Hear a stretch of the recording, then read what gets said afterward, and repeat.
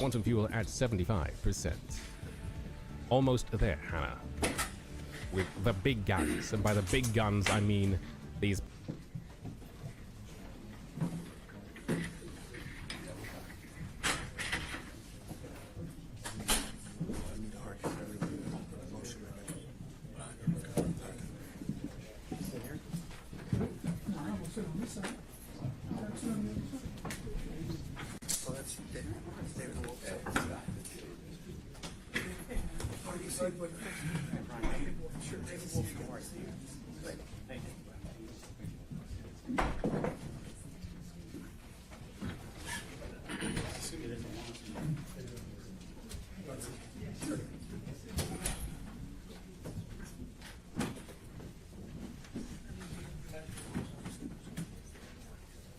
Oh, you're sitting on that. Taking notes?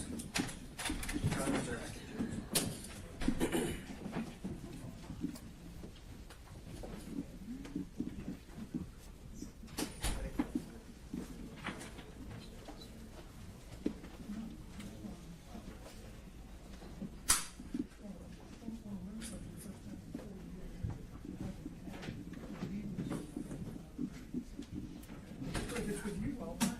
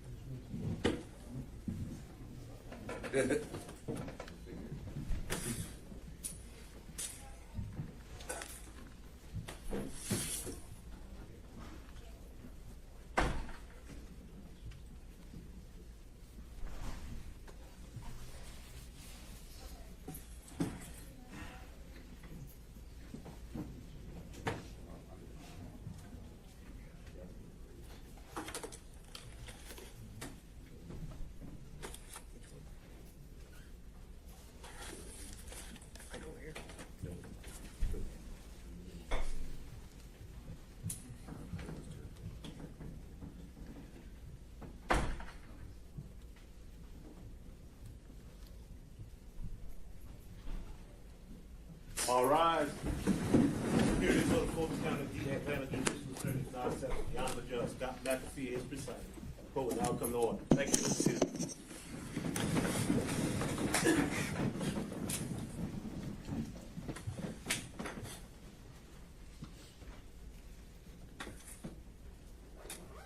All right, let's go on the record with 23 SC 188947. Who do we have as lead counsel for the state today? Good afternoon, Judge Nathan Wade, Special Prosecutor for the state. Here present at the council table with me, I have Executive District Attorney Daisha Young, Deputy District Attorney Will Wooten, and Special Prosecutor John Floyd. All right, thank you, Mr. Wade. And for Mr. Chesborough, who's lead counsel today. Good morning, Your Honor. My name is Scott Grubman. I'm representing Mr. Chesborough, and with me I have co-counsel Nanny Aurora. All right, and Mr. Grubman, have you received express authority to waive your client's presence today? All right. And who do we have for Ms. Powell? Brian Rafferty on behalf of Ms. Powell, Your Honor, and I have received express permission to waive her appearance. Okay, thank you, sir. All right, so just a few preliminary thoughts before we kick things off. To be clear, the scheduling order we entered for Mr. Chesborough earlier last week didn't contain any kind of a ruling on severance. So the plan would be to try to resolve as many of these issues as we can this week and to begin entering scheduling orders for the remaining defendants by either the end of this week or the early next week. So with that, is there anything else we should take up before diving into argument? Mr. Wade? The court had asked the state to be prepared to respond in its notice of the hearing, asked the state to be prepared to respond to a certain questions, a good faith estimate in terms of time, how many witnesses, and so forth. We're prepared to do that if the court would like. Okay, well, let's do that during your argument in response after we hear from defense on their motions. Okay. Okay, so I think just taking it alphabetically, there were two motions we've scheduled to be heard today from Mr. Chesborough. So, Mr. Grubman, floor is yours, and I think the idea would be to try to limit this to 20 to 30 minutes. We'll see where the discussion takes us and go from there. Would Your Honor, would it be acceptable for Your Honor if me and my co-counsel, Mr. Aurora, there's kind of a natural split.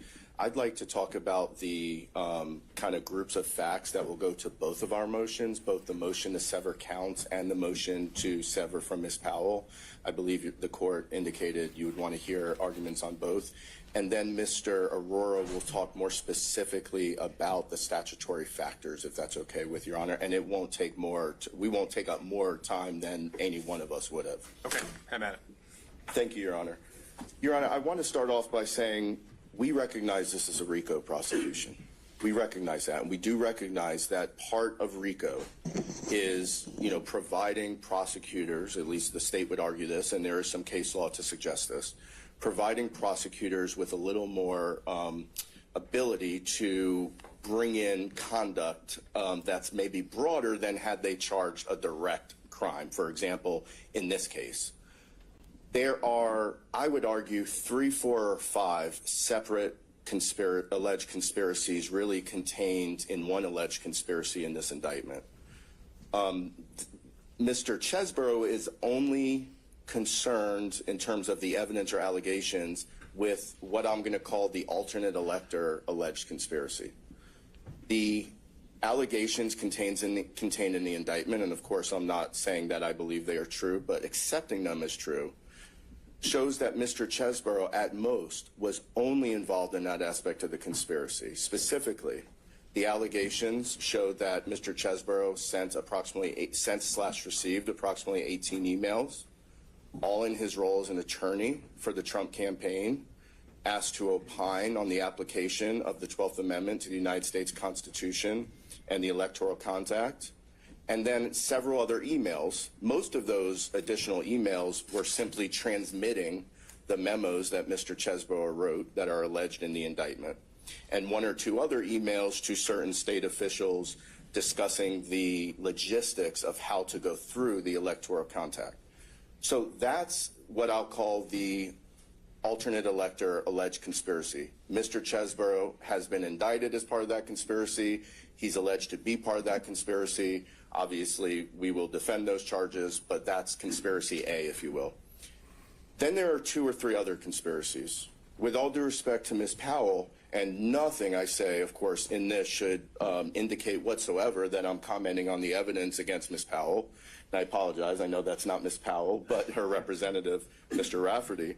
Ms. Powell is alleged to have engaged in a conspiracy, again, just accepting the allegations and the indictment is true, dealing with the computer systems down in Coffee County, Georgia. And those computer systems, as we allege in our indictment, Mr. Chesborough, or I'm sorry, in our motions, Mr. Chesborough is not even alleged to have undertaken anything, even remotely related to the Coffee County conspiracy, which I'll call it. Then there's a third alleged conspiracy. And that third alleged conspiracy, I'll call, I don't necessarily want to use her name because of the circumstances, but the poll worker conspiracy, where there are allegations that certain individuals named in the indictment went and tried to apply some pressure tactics to a certain poll worker that I believe works here, lives here in Fulton County. That is also a conspiracy that in no way, shape, or form involves Mr. Chesborough. And again, that's not my defense take on it. That's according to the allegations in the indictment. Now, again, as I started off, Your Honor, I understand that RICO does provide flexibility.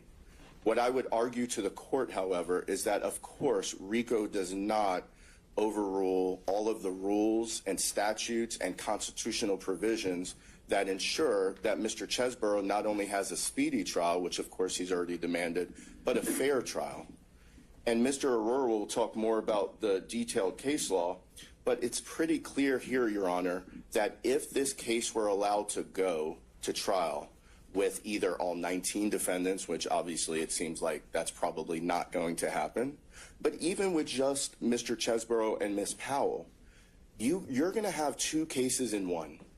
You're going to have, and I'll be very interested to hear the government's good faith estimate of evidence and witnesses, but you are going to have days, if not weeks, God forbid, maybe even say months, given some experience in some other high profile cases that are happening in this building under the RICO statute. You're going to have weeks, if not months, of testimony just related to the Coffee County allegations. And because, I mean, if you've just reviewing the publicly available information related to the Coffee County allegation shows that at least how the state indicted it, it's a alleged wide-ranging conspiracy involving various people, involving very specific allegations about computer trespass and the like. And then you're going to have a full trial, same trial, but somehow you're going to have another full trial within that same trial about the alternate electors. Now, I suspect that the government is going to, or the state, I'm sorry, is going to say, well, it's all connected with the same purpose, and therefore it makes sense to keep all these charges together and keep all these defendants together. But, Your Honor, I would ask you to please keep in mind that the purpose that we're talking about here, I mean, I guess you can say the purpose is to elect Donald Trump president.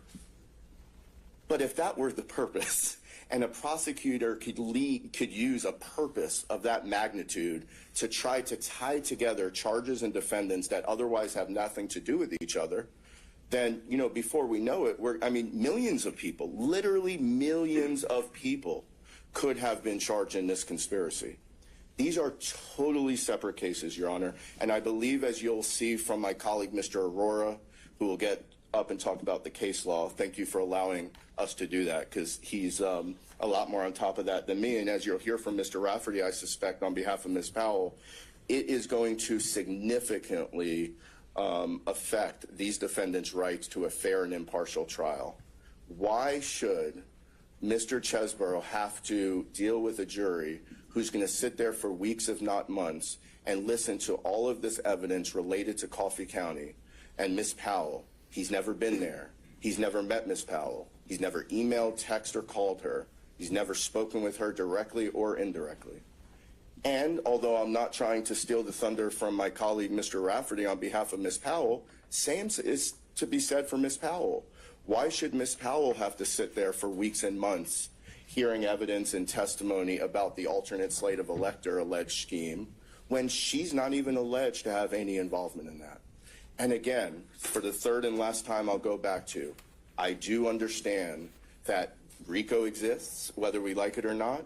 The prosecution chose to bring this case under RICO, although they could have very well brought this case specifically against individuals who are charged with individual crimes, but they chose not to, and that's their discretion.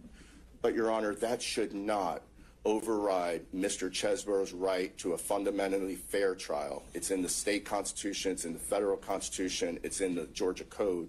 And I'm really worried that allowing evidence related to all of these other counts and all of these other defendants, in particular, in this case, Ms. Powell, will very seriously jeopardize this.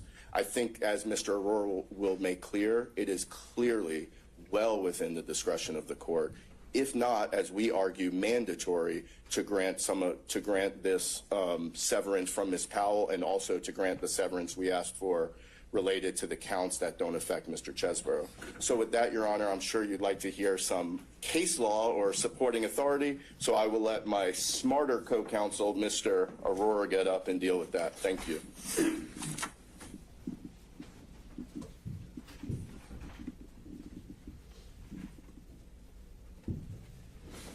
Good morning, Your Honor. Which motion do you want me to address first, the severance of the counts or the parties? Yeah, why don't we dive into the severance of defendants? I think that's the one that we might have more to talk about.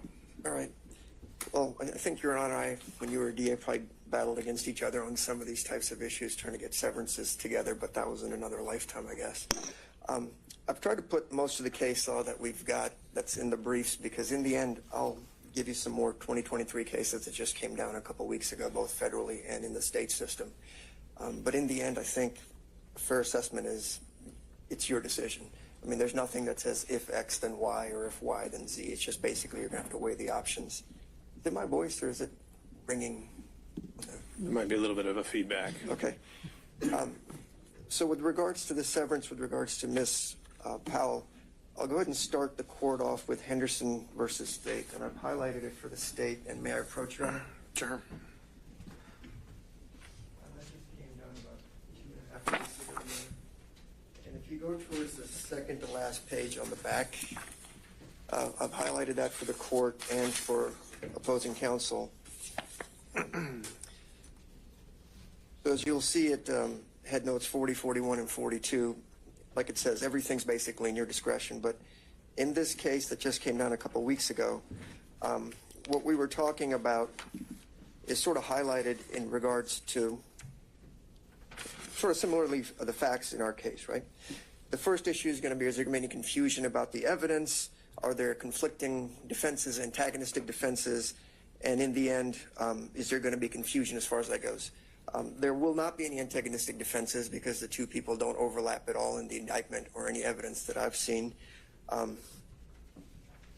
issue is going to be what's the confusion, and one of the remedies is obviously jury charges. And in your case, the question becomes how many jury charges can you bring, can you provide to the the jury, as far as trying to understand all these types of things. So this case that I gave you is a RICO case involving gang-related type charges. And what it basically says is those two people were charged with the same crimes, and in the end the court didn't sever those matters. We don't have that here right out of the gate. There's no antagonistic defenses, so I'm not going to get into factor 3. There's really just overflow and spillover as far as that goes. And so the question is, is the evidence against Ms. Powell going to impact her? And the reason I say that is we're charged in the RICO and then 6 predicate acts. The predicate acts only deal with the elector slate as far as who filled out the electors, was that fraudulent or not. With regards to what happened in Coffee County, you're going to have a ton of other charges from witness intimidation, computer hacking, fraud, that has nothing to do with Mr. Chesborough. The other thing you look at is, are these other pieces of evidence going to be similar transactions potentially, which wouldn't be in this case because they have nothing to do with one another. There's nothing similar about it. So when the government argues that it's RICO and we get to bring in anything in the kitchen sink, I think the cases that I'm going to cite you, there's a couple more also from 2023 that talk about, yeah, you can bring in everything, and it's mostly been like gang RICO type cases or some type of violence that's out there.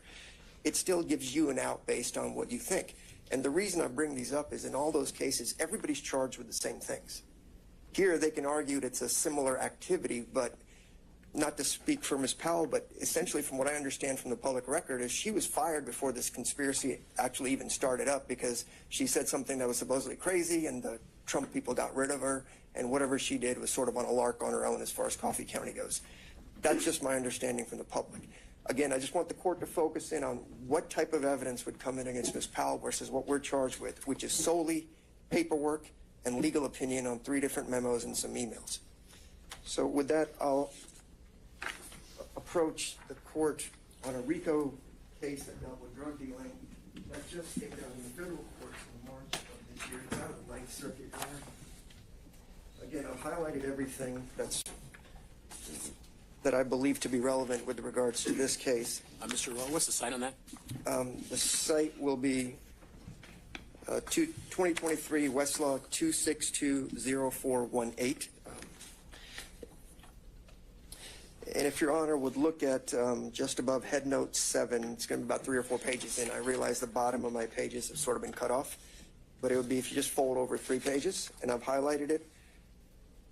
And so again, there they talk about co-defendants being charged in conspiracies and, you know, why there's joinder in these matters. But again, factually speaking, if you look at it, the charges are the same against each person, and then the severance isn't necessarily going to change anything as far as that goes. And again, I know I'm repeating myself, but we don't have similar charges. It's completely different if you look at the indictment as far as that goes. Again, I'll emphasize, we are charged solely with the elector portion and the ballots that they filled out that were sent up to Washington, D.C. versus Ms. Powell isn't charged with any of that. She's charged with, I guess, computer fraud and some other things as it goes to Coffee County. And lastly, before I rest on this part of this argument, the seminal case that came down dealing with suppression would have been Zafiro versus United States back in 1993, DAF-IRO. Again, I'll highlight that, Your Honor.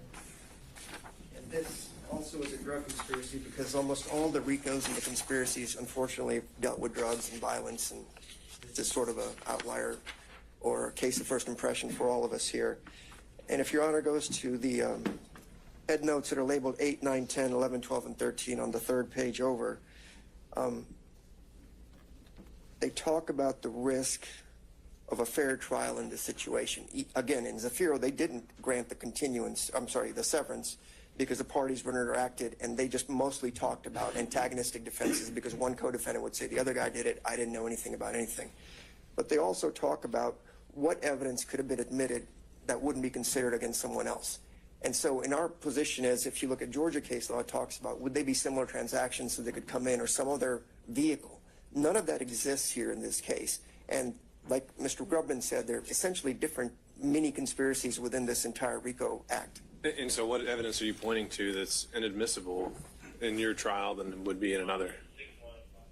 With regards to Ms. Powell, we would object to a lot of that stuff because it would impugn our character as far as being associated with somebody, which they'd have to prove. Now, granted, it's admissible if we're going to trial together, but you would have to give limiting instruction after limiting instruction after limiting instruction as far as that goes.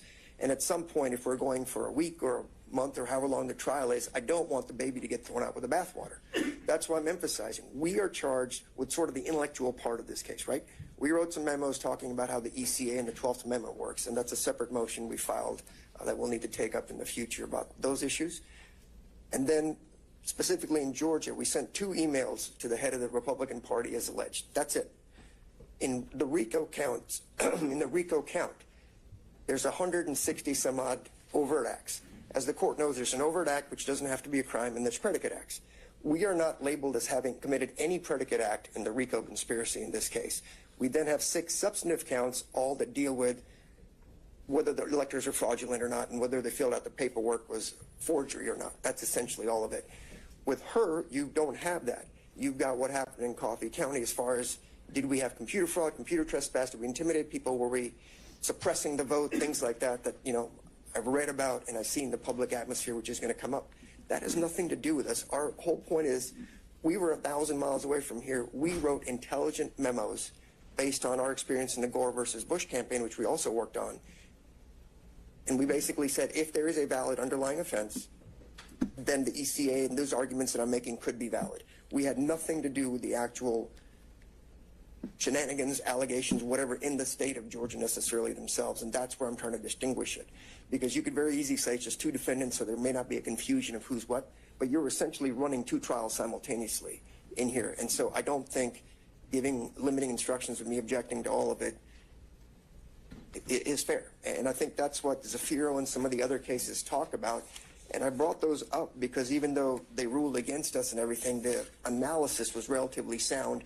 And in the end, it says you can do what you wish because there is no specific X then Y situation. So that would be my argument with regards to Ms. Powell. So let me unpack a few of those because so under the kind of traditional 3-prong metric we're looking at, one of the recurring themes is spillover evidence. And if you're saying that essentially what we've got are 2 different trials or 2 different conspiracies that have been joined under this umbrella, and you've said that Mr.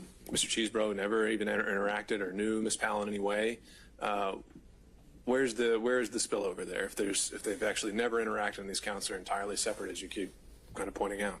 Well, the spillover is essentially, I mean, we can't hide sort of the elephant in the room that sort of overglosses all this stuff. I don't know what evidence the government's going to try to present with regards to how they prove the RICO conspiracy or the knowledge or those types of things. What I'm saying is, yes, there's going to be separate evidence going up against Ms. Powell, but at some point, the sheer volume of it all, there's going to be sort of a connection. We're sitting at the table together, and that carries a lot of weight. Your Honor's one of the very few judges that's done a ton of trials as far as that goes, and you know the impact that's going to have as far as that goes. There's just a reality. I don't know if there's a legal theory that says it out there, but you and I both know that's going to happen. And I'm not discounting that it might be, you know, obviously inconvenient and burdensome, and it might take a lot of time. But do we have any case? You cited to the Price case, Yes, I think, as a reversal of a denial of severance. Yes, sir. Have there been any other cases in the 43 years since then where a denial of severance was reversed? It's incredibly rare. I haven't found it. I'm sure somewhere in this country that's happened as far as that goes. But what I was trying to say is severance traditionally, even like when you and I interacted, is in a group of 3 or 4 people accused of committing a crime together, specifically you murdered this guy or you sold these drugs, you did this. It's not you sold drugs, you murdered on a separate day, a month apart, whatever it might be.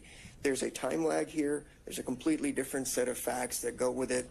There's no interaction or knowledge as far as the parties go. So there's no way for us to presume how much damage that the evidence against one person might eventually spill over regardless of the instructions. And that's what I cited to you in the Griffin case, you know, out of Georgia from 2000 by the Supreme Court. It's a decision you have to make. I can't presume any of that, but having a ton of experience, you having a ton of experience in trials, you know that that is a substantial risk as far as impacting a fair trial, because her charges are way more provocative versus the boring old charges that we have as far as just sort of the paperwork type situation. And that's what I worry about, because it tinges on racial issues, voter suppression, all those kinds of things are going to come up, you know, based on what's happened in Coffee County.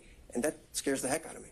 So are you saying that in line with Price, I think the way Price has been distinguished over the years is one defendant had overwhelming evidence and the other defendant didn't really have much. Are you saying there's a defendant here who has overwhelming evidence as compared to your situation? Well, I don't have discovery yet, so I can't necessarily say. I can just base it on what I think the evidence is going to be. I don't know if I'd call it overwhelming. It's completely different, and I'm sure there's going to be a ton of it from what I've seen in the the TV coverage and the public media as far as people speaking out on Coffee County. Whereas on our side, we'll have intellects talking about, is the ECA constitutional, is it not? What is the 12th Amendment? I mean, frankly, Judge, prior to this case, I didn't even know what the 12th Amendment was because I'd never even thought about it. I don't know if anybody in this room had really thought about it, or the ECA. It was just people vote and somehow it all works out. And so I've had to learn a lot of that stuff. It's just a completely different trial. I think you can see that in sort of reading just the indictment in itself. And that's the fear. At some point, do we just sort of mix it all together and stop paying attention? I don't know. And then how many limiting instructions are you going to give in this case? Is it going to be before every witness that comes up against Ms. Powell, which of course I'll have to object to, is not relevant to us, and impeaching and all these kinds of things. And so I just think it'd be easy to have a clean trial. It'd be a much shorter trial, in my opinion, as far as that goes. So that would be my position, and I'll let Mr. Rafferty address it, and then I can address the second issue. Why don't we just go ahead and, since you're up, we'll talk about severing counts, because that one I wanted to make sure I understood exactly what you were asking for. Are you saying there should just be a redacted indictment if you proceed to trial alone? Or are you saying that the state shouldn't be allowed to introduce any evidence other than what Mr. Chesbrough has specifically been charged with? What I'm asking for is a redaction, and we typically do that on cases where, you know, we have hearings on certain charges or a co-defendant falls out. If there's multiple murders or multiple drug deals, you sort of block it out. I don't know how else to phrase it except for maybe a severance of counts. We have 7 counts. I get it. I don't necessarily think they're related, but I'm not going to challenge that because the law is weak on those issues. The 34 other counts involve a total of 13 defendants that we're not affiliated with. Our counts are involving 6 total people. But the other 34, again, as Mr. Grubman said, are multiple conspiracies within the conspiracy, and I don't see how that's relevant or even admissible in this case. It's not similar transaction material. So I'm just asking it to be redacted, I guess, if that's the correct word, because we're not being judged on those counts, so we shouldn't be telling the jury all this kind of things, just like you'd redact some of the names in the indictment. So to be clear, it's more just a logistical thing that the jury would get an indictment that's been changed just to reflect your case, not that they couldn't have witnesses talking about the entire RICO enterprise as they allege it. Right. I'm not saying that all that's a matter of different objections down the road as to admissibility or relevance, but on this matter, I'm just saying the jury shouldn't be seeing the other 34 counts that are out there, or the, I guess, 18 other defendants or 17 other defendants that are out there.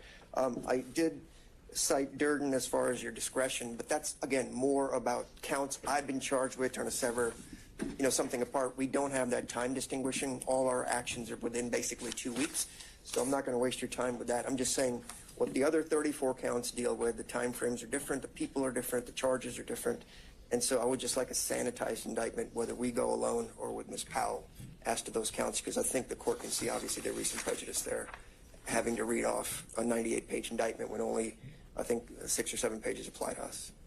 Okay, fair enough. Thank you, Mr. Aurora. Yes, Your Honor. And will I be able to rebut if the government chooses? Let's see where we go. Okay.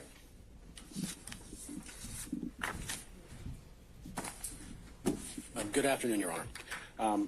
The case against Ms. Powell is in a slightly different procedural posture than against Ms. Chesbrough, and I just thought it appropriate to sort of start with the fact that we filed a speedy trial demand within a day or two of the speedy trial demand of Ms. Chesbrough. Mr. Chesbrough, and we have not yet received a scheduling order or a ruling or anything else about, you know, when the trial of Ms. Powell will occur. My experience as a former federal prosecutor and in federal court under the Speedy Trial Act is in situations where you have multiple defendants like this, if one defendant makes a demand for a speedy trial or two, as we have here, the court has the discretion under the Speedy Trial Act in federal court to still push the case down because some other defendants, as we have in this case, have said they're not ready for trial. That's ordinarily what happens in federal court. But here in state court, looking at the state law and the state Speedy Trial Act, by virtue of our demand and the various severance motions that other defendants have filed saying they're not ready for trial, I think Ms. Powell has to be severed out from the remaining 17. And so the question for today, in my mind, is whether the trial of Ms. Powell will be joint with Mr. Chesbrough or not. I think based on all of the law that I've seen, and I haven't seen anything to the contrary, her demand for speedy trial cannot be trumped by the desire of the government to try everyone together when other defendants have moved to sever and said they're not ready. And so that's sort of the first point I wanted to just make, is although the court hasn't issued a scheduling order, I think we are on the same path as Mr. Chesbrough about when this trial should happen, which leads us to sort of the second question about whether or not Mr. Chesborough and Ms. Powell should be tried together. And I echo many of the things that my co-defendants counsel have said, although I have a very different view of the evidence and the evidence as it relates to Ms. Powell. I'll just point out in the indictment, the government was kind enough to list on page 16 or 17 or 18 a summary of the various manner and means of the indictment. And if you look at that, you'll see that Ms. Powell had nothing to do with most of it.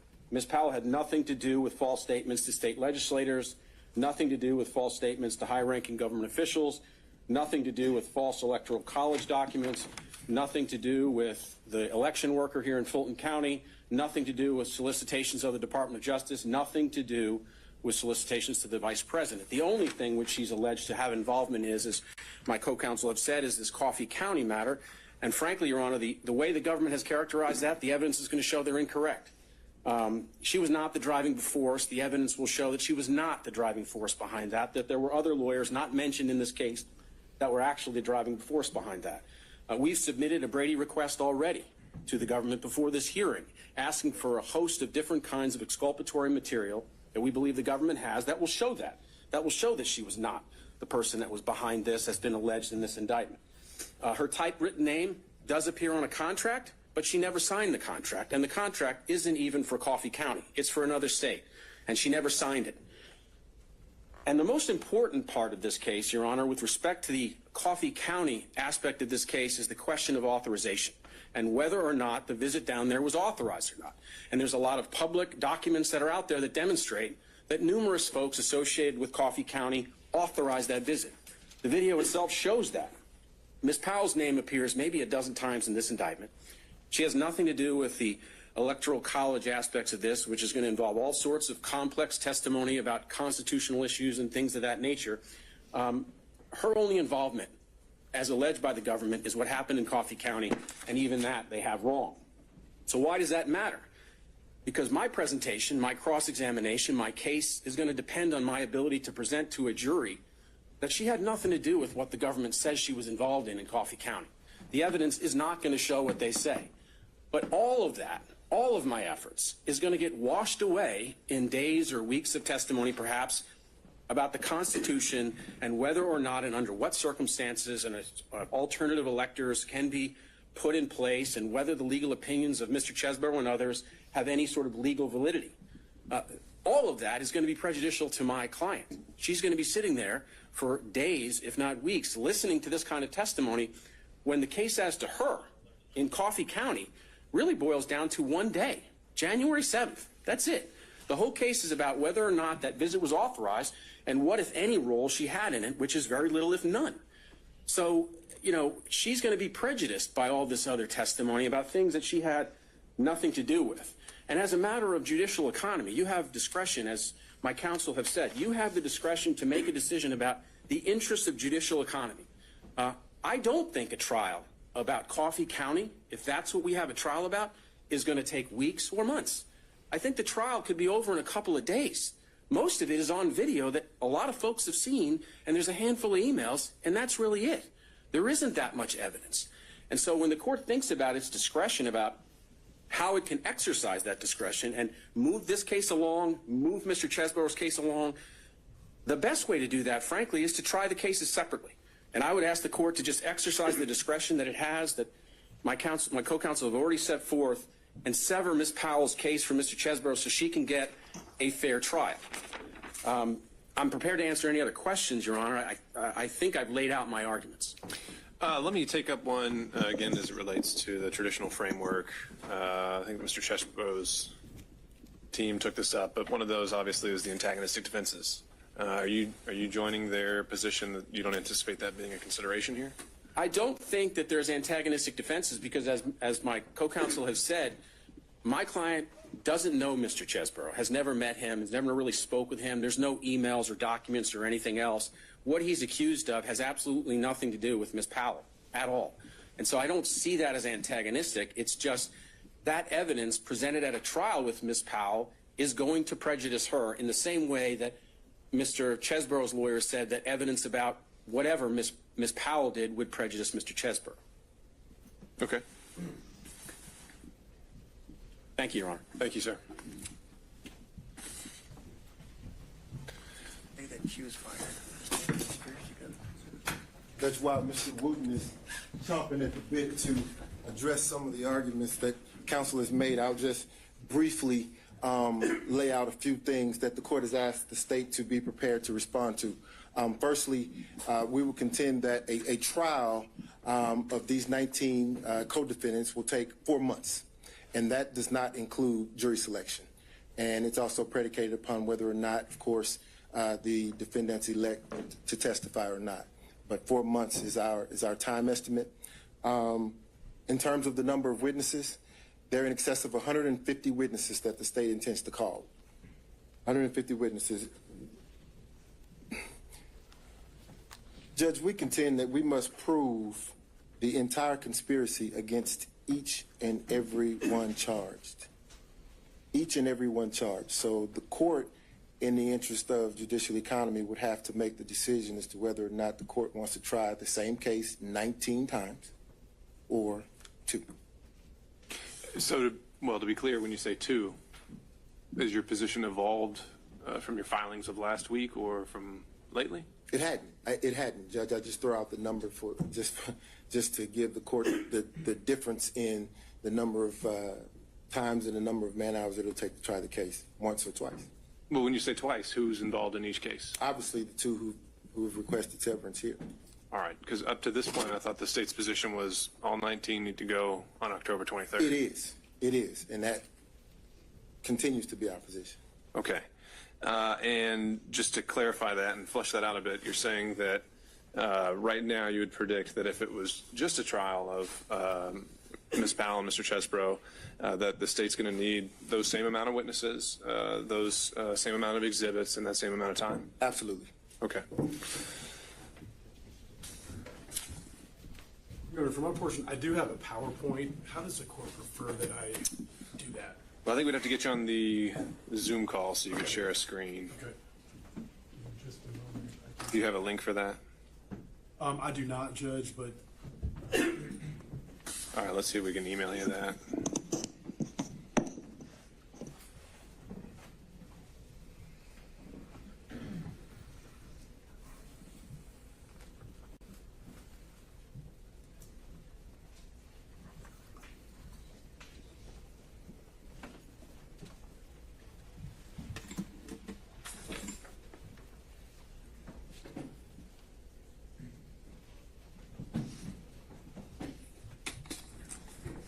Does the government have a paper copy of the PowerPoint that it can share with counsel? Yes.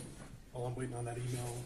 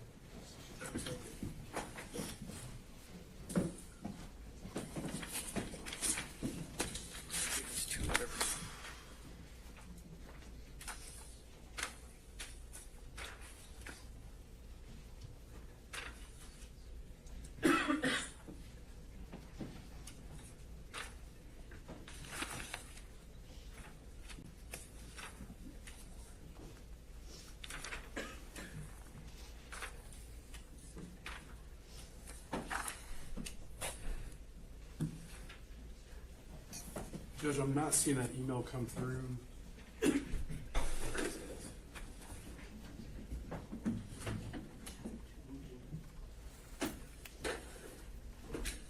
Just hold another minute.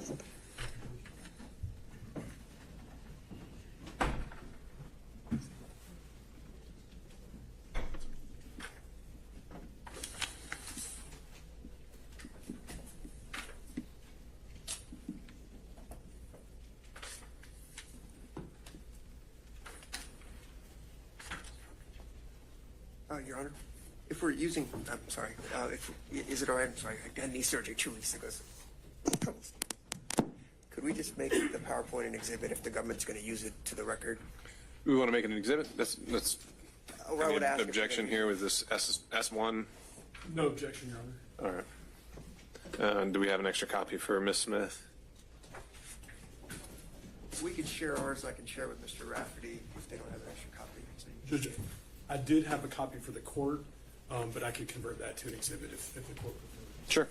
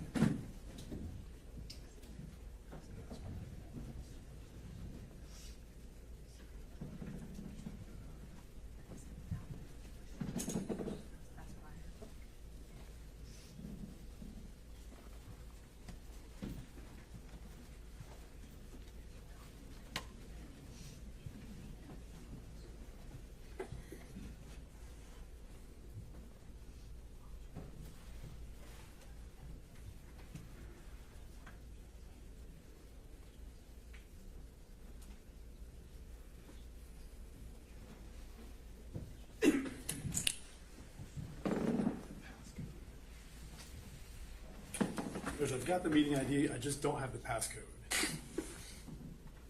Stand by for another email. I've actually got it right here, Your Honor.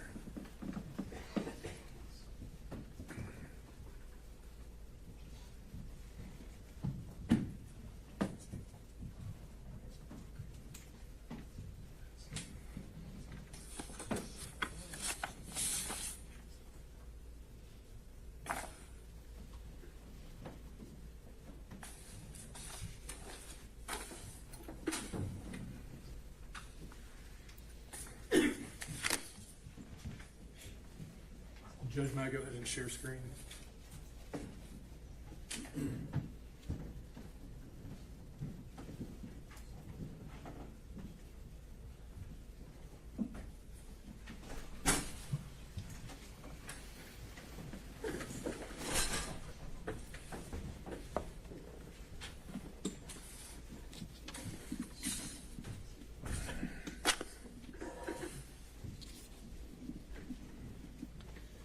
Your Honor, I'm just going to quickly move through, of course, the statutory and case law parameters under which Your Honor has to make this decision. 1784A, of course, states that when two or more defendants are jointly indicted, such defendants may be tried jointly or separately in the discretion of the trial court.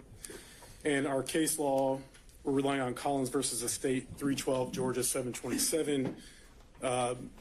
Three factors to consider are the likelihood of confusion of the evidence in law, the possibility that evidence against one defendant may be considered against the other defendants, and the presence or absence of antagonistic defenses. And I guess the position of the other side is that neither is saying that three is an issue, that there doesn't seem to be any antagonistic defense.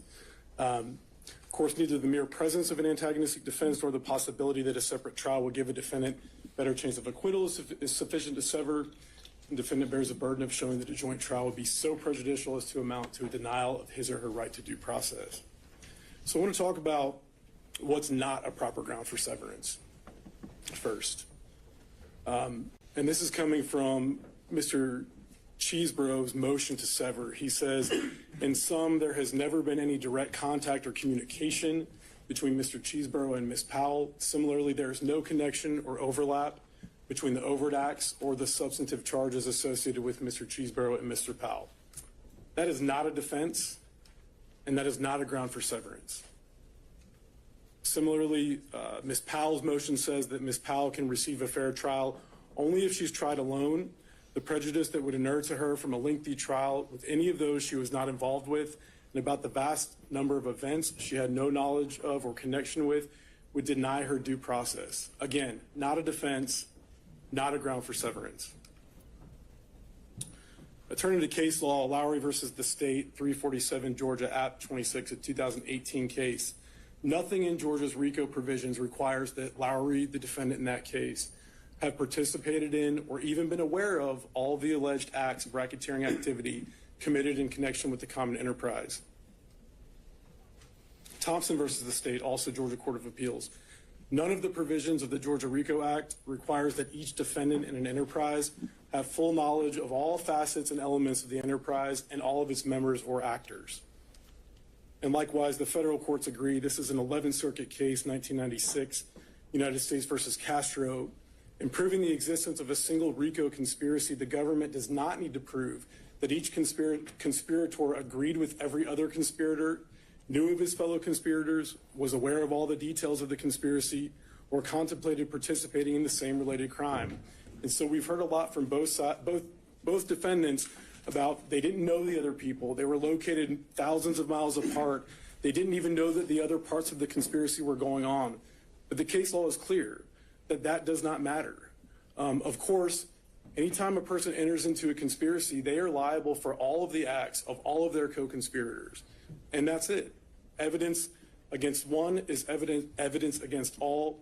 And as Mr. Wade noted to the court, the state's position is that whether we have one trial or 19 trials, the evidence is exactly the same. The number of witnesses is the same. And so many of the arguments that are made on the other side evaporate. I want to look at the cases that were cited by Mr. Cheeseborough in his motion. Griffin versus the state, that's a case where severance was properly denied. It is not a RICO case. Brown versus the state, another case where severance was properly denied, not a RICO case. Baker versus the state, severance was properly denied, not a RICO case. Padgett, severance properly denied, not a RICO case. Jones versus the state, severance was properly denied, also not a RICO case.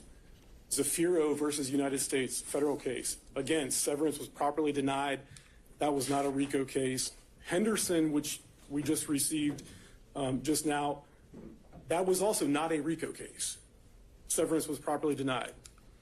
Mr. Cheeseborough points to a couple of cases in his motion where a conviction was reversed on appeal. And as the court pointed out, in those cases, what the appellate courts found was that at trial, the evidence against one defendant was minimal, almost nothing compared to the evidence against the co-defendants.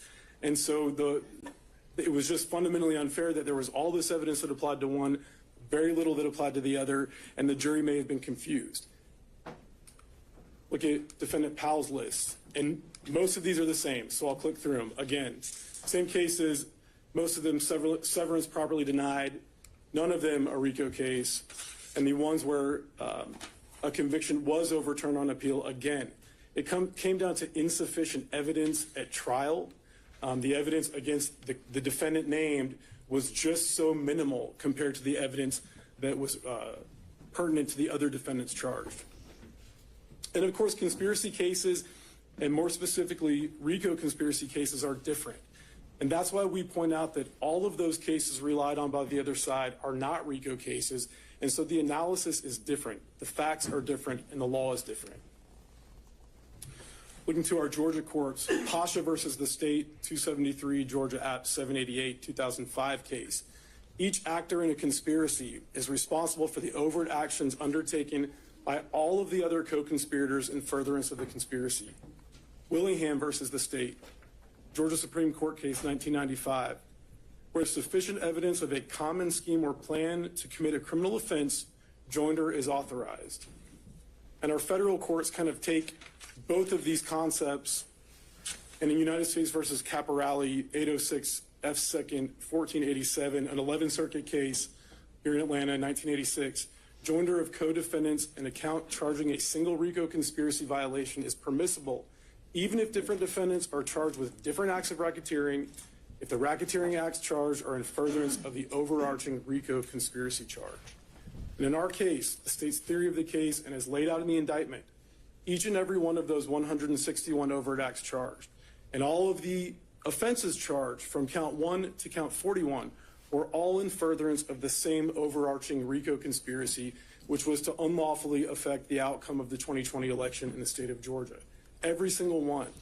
I understand the other side's argument that, my clients over here in Coffee County, my clients over here in Wisconsin or wherever sending off emails.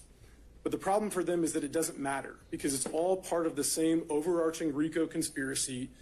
And the state's theory of the case, as alleged in the indictment, is that as this enterprise operated in multiple states and operated quite a lot in Fulton County, that's why we have this case here in Fulton County, the conspiracy evolved.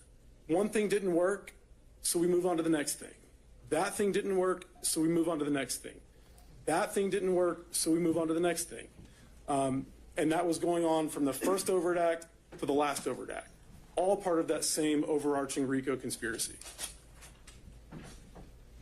Turning back to the factors that the court needs to look at, and I'm just going to kind of talk about factors 1 and 2, the likelihood of confusion of the evidence in law, and the possibility that evidence against one defendant may be considered against the other defendant, or 3, which the other side agrees is not an issue here.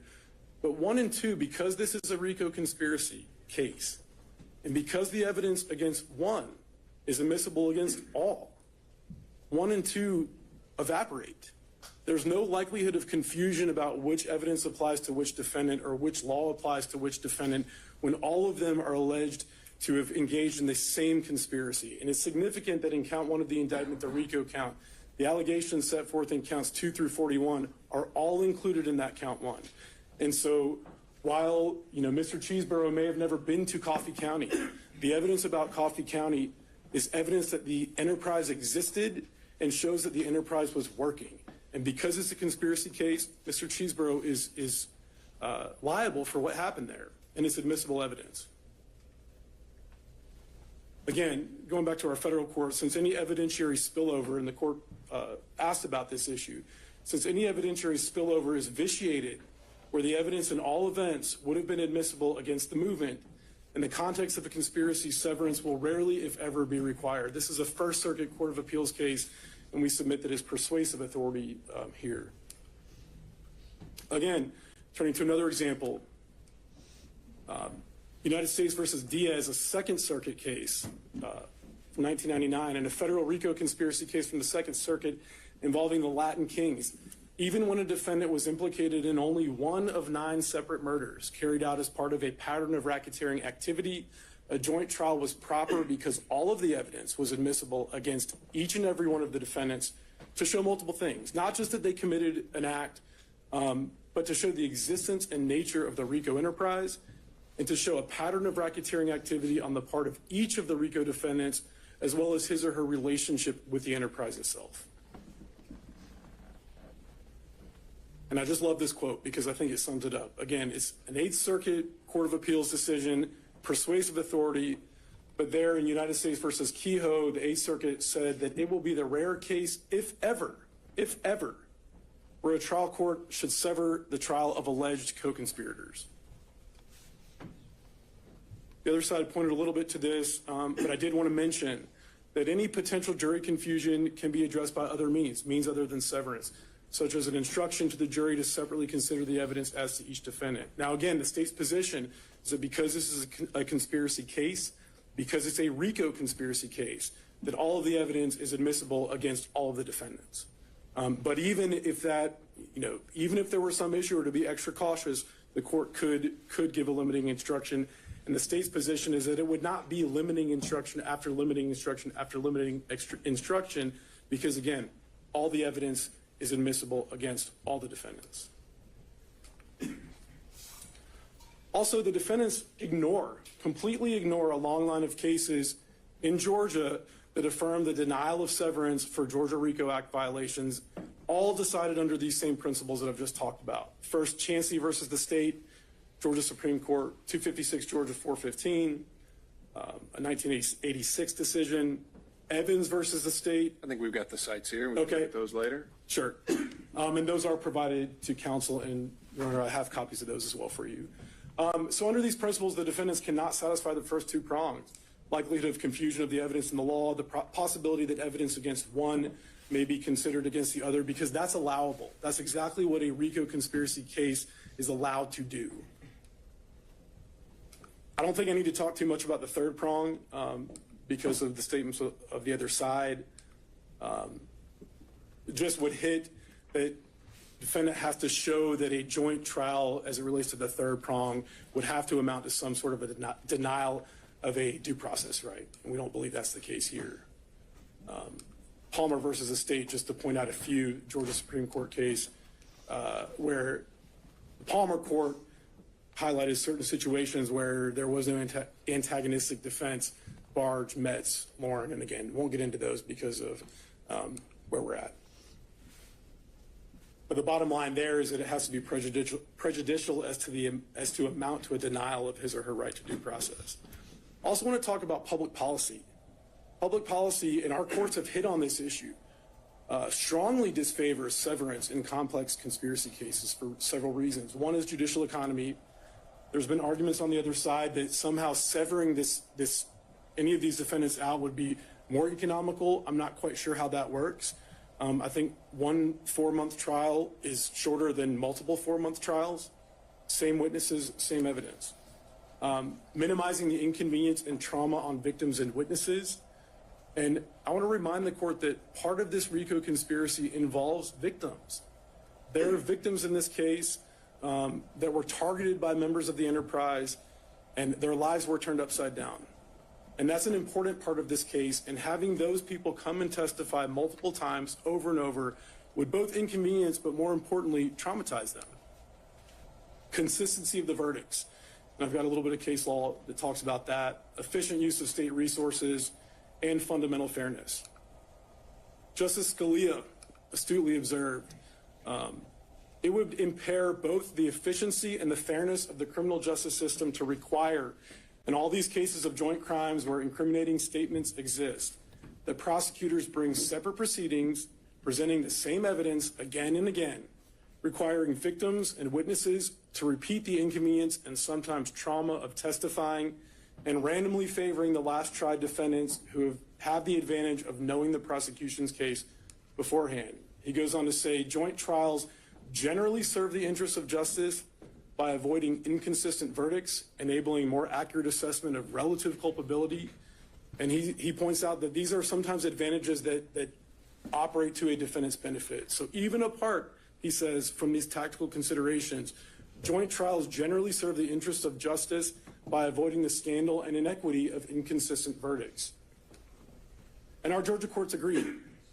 They agree that economic use of resources is an important and legitimate concern. Montgomery versus the state, 156, Georgia App 448, a 1980 case.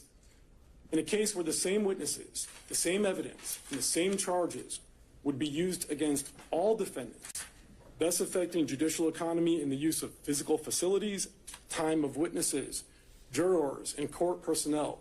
The trial court must consider these efficiencies against the possible conflicting interests of joint or multiple defendants.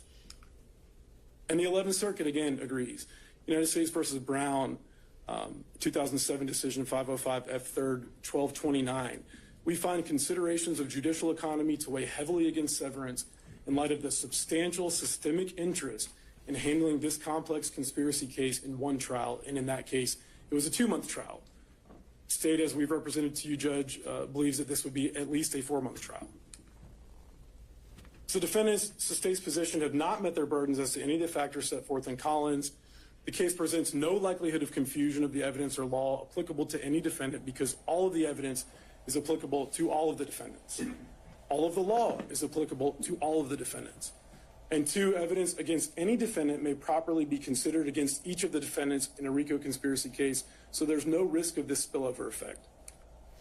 Just to mention 3, again, they concede that that's not an issue here. That's all I have, Judge, unless you have any questions. Just a few. So these, again, the 3 factors, those are just, would you agree that those aren't exclusive? Yes, Your Honor, absolutely. All right. So we're really supposed to take into consideration the circumstances of the entire case and anything that just might be present in this case and may not be in others, right? Yes, Your Honor. So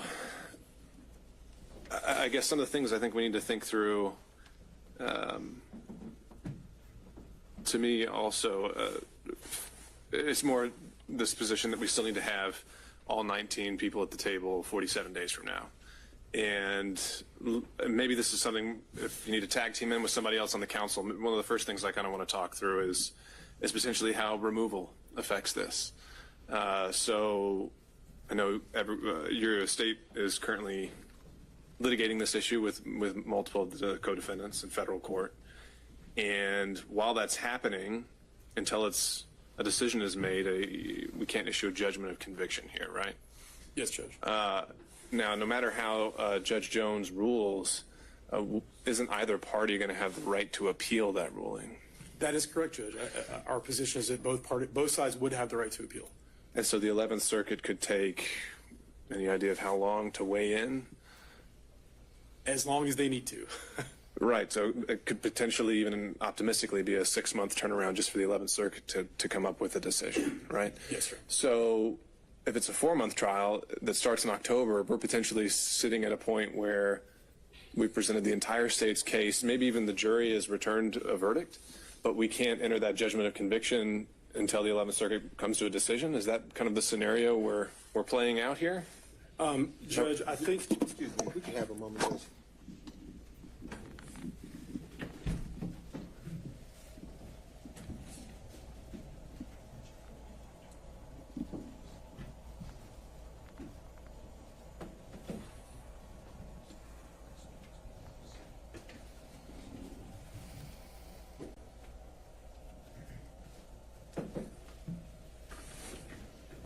Your Honor.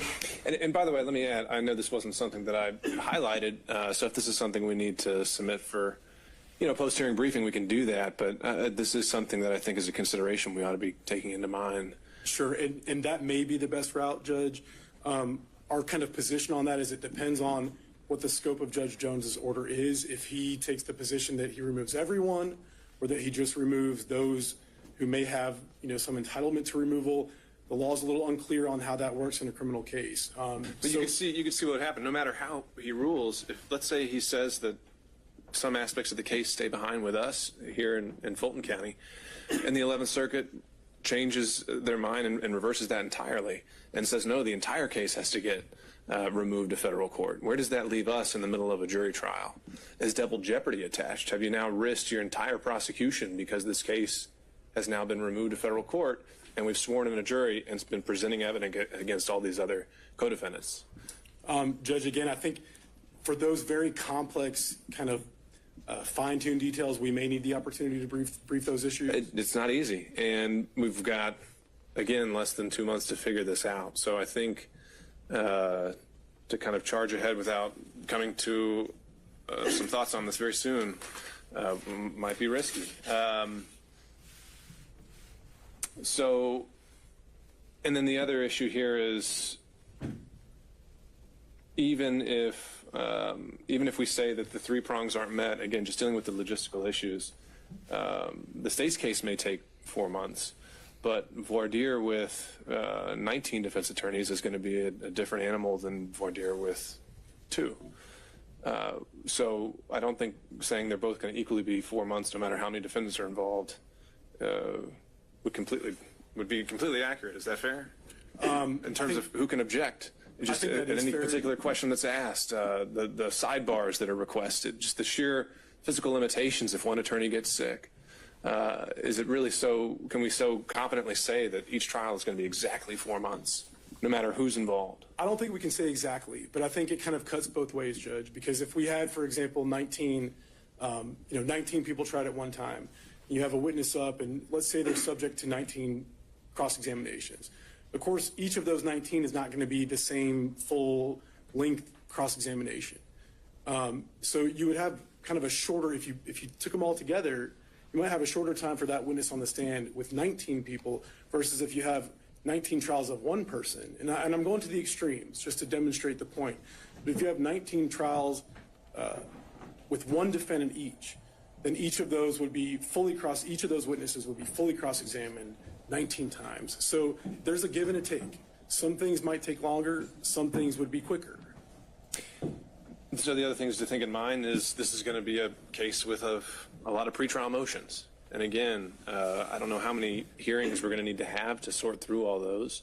But if we compress our timeline to 40-something days, our ability to even be able to really weigh those and think through these issues, again, it just seems a bit unrealistic to think that we can handle all 19 in 40-something days.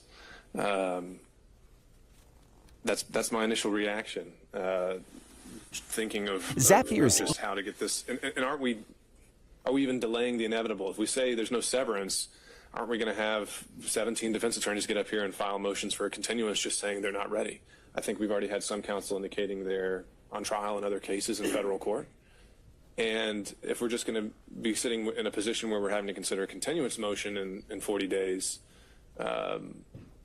why delay the inevitable? Sure, Judge. State's position on that is that we're here on 2 defendants. And so at this juncture, other defendants have filed their motions for severance, and they may raise those issues. And it would be appropriate for the court to consider all of these issues in making its decision. But for today's purposes, we're here on 2 defendants. And the issue is, do we pull these 2 defendants out?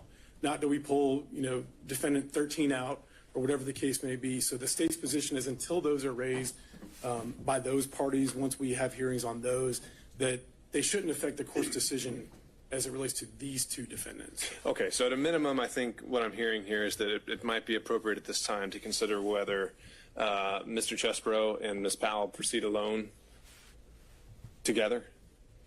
Whether they have provided the court and met their burden to show that they should come out. Not that the other 17 should come out, but they should come out of the pot, is the state's position. Okay. All right. Your Honor, may Sure. I have like 2 minutes to respond? Sure. Last word from the defense, since it's your motion. Judge, I will take this down. Your Honor, I'm not trying to oversimplify this because it is a complicated case, both factually and procedurally. However, as to the 19, Your Honor, there can't be a trial of 19 people, and it has nothing to do with the length of time. It has to do with the fact that 2 defendants exercised their statutory right to a speedy trial, and 17 other defendants, many of whom's lawyers are here, didn't. And that's our right to do, and that's their right to do. So, with all due respect, Your Honor, I don't even know that there's truly a reason to spend much time. Of course, I can answer any questions, but really much time talking about 19. So really, I think the question here today, to wrap up, is whether it's a trial of State versus Powell and Chesbrough, or 2 trials, one State v. Chesbrough, one State v. Powell. All of the cases, and we would like an opportunity, since there will be some post-hearing briefing, to read those cases the court State cited and maybe respond to them. I looked at one. It's the one that says, where there is sufficient evidence of a common scheme or plan to commit a criminal offense, joinder is authorized. Willingham v. State. Joinder is authorized.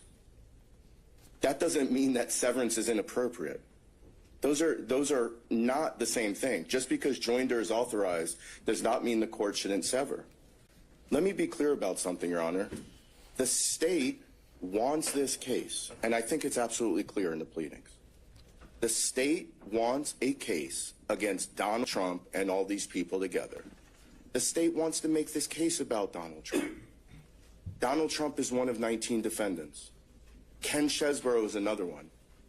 Ken Chesbrough is not a politician.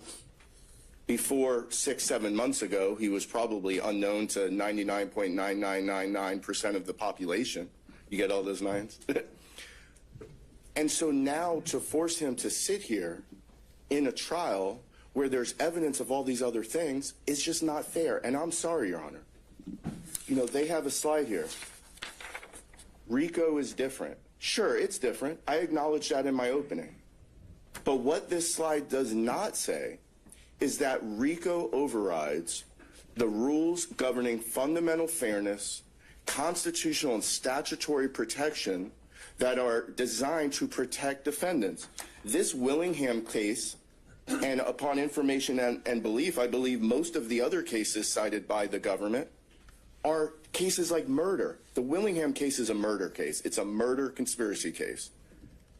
Certainly the state understands the difference between 3 and 4 people being charged with one single conspiracy versus 19 people being charged with 3 or 4 different conspiracies. And Your Honor, if the court were to take the state's arguments at face value, there would almost never, if ever, be a RICO case that can ever be severed. And think about what that means. It means that the state of Georgia and the various district attorneys throughout the state can use the RICO statute, can take 3, 4, 5, 6, 7 different conspiracies, and at their sole discretion, with no oversight by any court, say that they're one, bring them in one indictment, and then we're all stuck together. And quite frankly, Your Honor, let's compare and contrast this to the YSL case going down a few, I don't know if it's floors down or up, I think down. That YSL case, I don't know much about it, but I know enough. I've watched it TV, listened to podcasts. It's a common conspiracy. Yeah, there were different overt acts being done towards the same conspiracy, and therefore the state can try them together, but it's one conspiracy.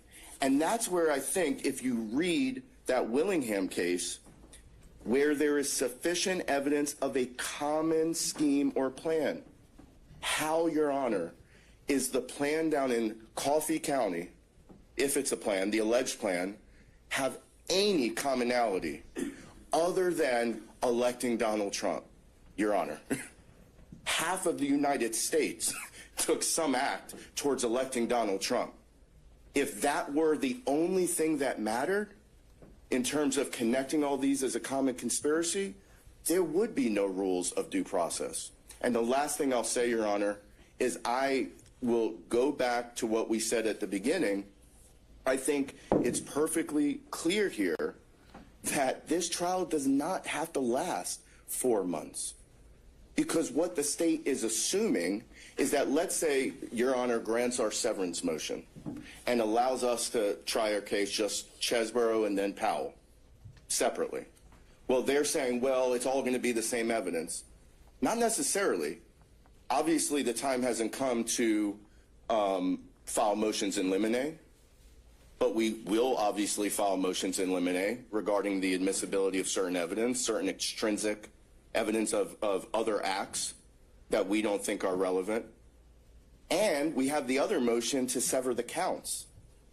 And no one motion, I don't think, Your Honor, should be, they all, obviously, I know the court has to rule on all of them independently, but I would argue, Judge, that you should consider them jointly in terms of figuring out the big picture here, which is, it is within the court's control to... Well, let me clarify something, because I think the argument of the motion to sever the counts really wasn't so much as a ruling on Yes, Your Honor. limiting the evidence, just as a logistical, here's the indictment we're going to hand the jury. And I meant all together. So if you combine, let's say Your Honor was to grant that, it would be a significantly pared down indictment. Then, assuming that we're going to file motions in limine that kind of track the same type of arguments, right? The things that I know Your Honor is not going to rule on this until we file it, but you might expect that if Your Honor grants a motion that says, all right, these 50 things in the indictment don't get read to the jury, it's probably a pretty good chance either way that we're also going to file a motions in limine to say that evidence of those things that have nothing to do with Mr. Chesborough also can't come in. Your Honor, the bottom line is the state cannot be allowed to call something RICO and the rules are out the window. It wasn't what the General Assembly intended. It's not consistent with just basic principles of due process and fundamental fairness. With that, Your Honor, unless the court has any questions, we appreciate it, and I reserve the remainder of my time to the extent there is any. Mr. Rafferty? Very briefly, Your Honor. I just want to... We've beaten the dead horse as it relates to your discretion about granting a severance between Mr. Chesborough and Ms. Powell. But the first point I made, I think, remains, and that is Ms. Powell has filed a demand for a speedy trial much in the same way as Mr. Chesborough. Many of the defendants, as counsel has indicated in the courtroom here today, their lawyers have filed motions to sever. And I don't think any of the case law or anything that the government has cited here today trumps my client's right to a speedy trial. She has asked for a speedy trial. She filed it timely, just like Mr. Chesborough. Therefore, I think at a minimum, her case is severed from the remaining 17. It must be severed because none of the cases that the government cited point to the idea that all of those considerations trump the statutory rights of my client to a speedy trial. So, you know, we can see what post-briefing comes in about severing Mr. Chesborough from Ms. Powell, but I don't think there's any dispute at this point that Ms. Powell and Mr. Chesborough are severed from the remaining 17 based on our demands for speedy trial. All right, thank you, Mr. Rafferty.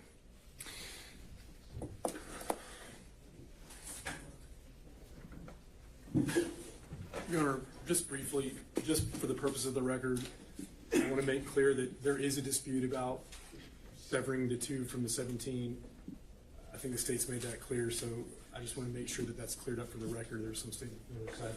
And just before we depart, we would just ask for if there is briefing, what that briefing schedule is. Of course. No, I think we still have plenty to talk about before we wrap up for today. So, obviously, I think as has been made clear, we're on an expedited timeline with these statutory speedy trial demands, and we are certainly here ready and willing to provide both defendants that right, and we plan to make that October 23rd trial date stick. With that in mind, I don't know if we're always going to be able to have the luxury of pre-hearing briefing and post-hearing briefing, and some of these issues may require a little more exploration than others. This one, I don't think is one of those. When it comes to the question of whether to sever Ms. Powell and Mr. Chesborough, I certainly agree that there are always guardrails, and that RICO, as indicted, can't just be used to do anything, but it is broadly construed, and those guardrails are found in those 3 factors. And the 3 factors traditionally that we've gone through really don't seem to be at play here. We don't, for one, the antagonistic defense issue is conceded. Both parties are going to be claiming they have no idea who the other is and won't be pointing the fingers at each other. I think the argument that they're charged in 2 separate kind of silos of charges strengthens the idea that there won't be confusion amongst the jurors and there won't be spillover evidence. So really the strongest thing that I'm hearing, and I don't think it's invalid, is that it's going to be kind of a matter of inconvenience and potential added expense to have both defendants sit together. And that's certainly true, but there's also other judicial economy aspects to consider and issues of inconvenience as well. We talk about the jurors. I don't think we can take for granted that these would both be 2 equally 4-month-long trials. I think it could easily be twice that with multiple defendants, and I think we need to take into account the fact that one docket goes entirely on hold while this case is going. And instead of it being, if we're purely considering aspects of judicial economy, which to me was really the only valid argument here, I think taking up 2 dockets and for a period of 4 months also weighs into that, as well as the voir dire process and the inconvenience to the jurors. So based on what's been presented today, I'm not finding the severance from Mr. Chesborough or Powell is necessary to achieve a fair determination of the guilt or innocence for either defendant in this case. And so I'll deny Mr. Chesborough's motions to sever from Ms. Powell. I'll deny in part Ms. Powell's motion to sever from Mr. Chesborough. And the plan will be to enter a scheduling order for Ms. Powell mirroring that of Mr. Chesborough with the October 23rd date holding. It sounds like the state is still sticking to the position that all these defendants should remain, and they want to address some of these removal issues. I'm willing to hear that. I remain very skeptical, but we can. I'm willing to hear what you have to say on it. And so, but again, because we're on a limited time frame, I don't think we have the luxury of waiting. So how long do you think the state needs to respond to that issue? 2 weeks, Judge? I don't think we can do that. There's going to be motions deadlines for the other defendants, and we need to get scheduling orders entered. Had to ask. That's fine. And I had to deny. Understood. 10 days? Well, I think the 10-day mark from today, I know, again, I'm setting the indicator that folks are going to have more than 10 days to file their standard post-arraignment motions. Let's see if we can have that by Tuesday of next week.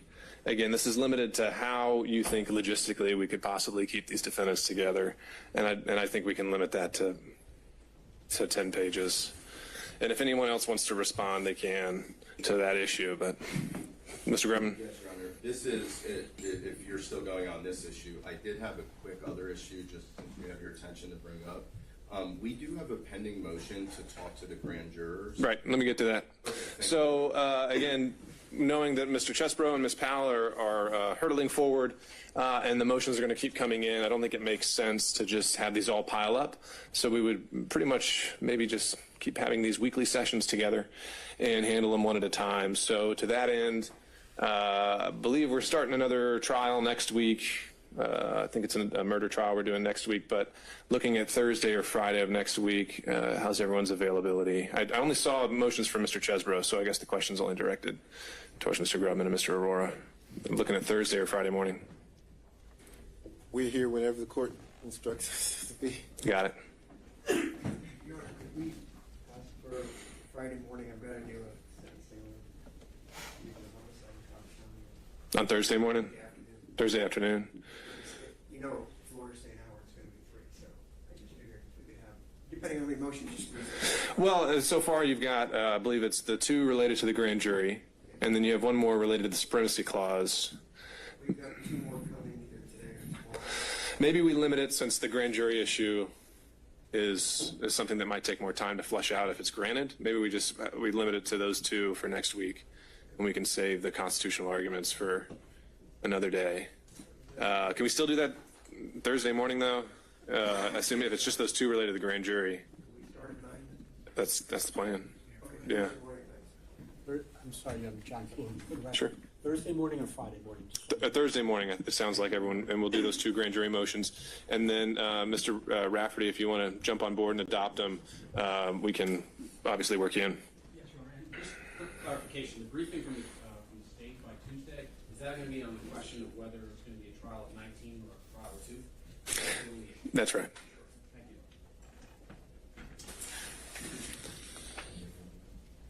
Nothing else from Mr. Chesbro at this time, Your Honor. Thank you. Okay, thank you, Mr. Grubman. Anything else we should address since we're all here together? Real quickly, Sir, yes, sir. some of the lawyers for some of those other defendants are in the courtroom may well have interest in the issues and the arguments that the government makes about whether it's a trial of 19 or it's a trial of 2. So are those other lawyers permitted to submit some kind of briefing in response to whatever the government says? I think that would be fine. I think some already have. I think folks have already been submitting severance motions saying that they're not ready, that there are conflicts, and so, that might very well suffice. But certainly I'm not going to foreclose that opportunity if they want to be heard in more detail. So we'll send out an email to everyone indicating as much. And relatedly then, on Thursday morning, would we potentially have some discussion of that motion as well, that briefing? We can. Again, I think by then I'm hoping to have already ruled and issued some scheduling orders because we need to get that clarity so we can focus on what lies ahead. Anything else? No, Your Honor. Okay. Anything from the state? All right. Thank you all. See you next week. Thank you.